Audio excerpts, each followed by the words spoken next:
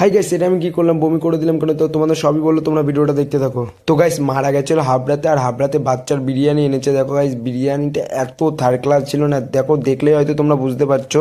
বিরিয়ানিটা না আলু টেস্ট আছে, কোনো চিকেনের টেস্ট না কোনো রাইসের টেস্ট। রাইস তো একদম দলা দলা হয়েছিল, আমি তো হাত দিয়ে ভেঙে ভেঙে ওরকম জোরে জোরে তার একটু করেছি। তো তোমাদের কন্টেনারটাও আমি দেখিয়ে দিলাম, হাবড়া বাচ্চার বিরিয়ানি। তো গাইস, মা বিরিয়ানিটা ঢেলে দিয়েছিল, তার জন্য আমি ঢালা পর্যন্ত দেখাতে পারিনি, কারণ আমি বিরিয়ানি খাবো না বলেছিলাম। তো মা বারবার ডাকছিল যে বাবা বিরিয়ানি খাবে না, আর আমি এক প্লেট খেতে পারবো না, তুই খেয়ে যা। তো আমি গাইস যেয়ে দেখি বিরিয়ানি এরকম অবস্থা। সত্যি আমি কোনোদিন বিরিয়ানি খাইনি, তার জন্য গেছিলাম। তো বিরিয়ানিটা যেমন হয়েছে আমি আর কোনোদিন ট্রাইও করবো না বাচ্চার বিরিয়ানি। আমি গাইস সত্যি বলছি, এত থার্ড ক্লাস বিরিয়ানি আমার দেখে হয়ে গেছে। আর আমি টাকা দিয়ে কিনেছি বলে তার জন্য খেয়েছি।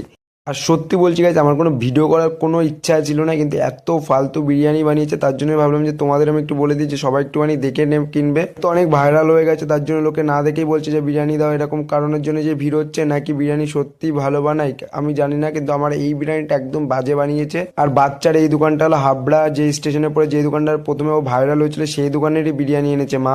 একদম ফালতু বিরিয়ানি বানিয়েছে গাইজ। আমার আজকে একটু বিরিয়ানি ভালো লাগেনি, কেন জানি না, অন্যদিন ভালো বানায় কি না। চলো।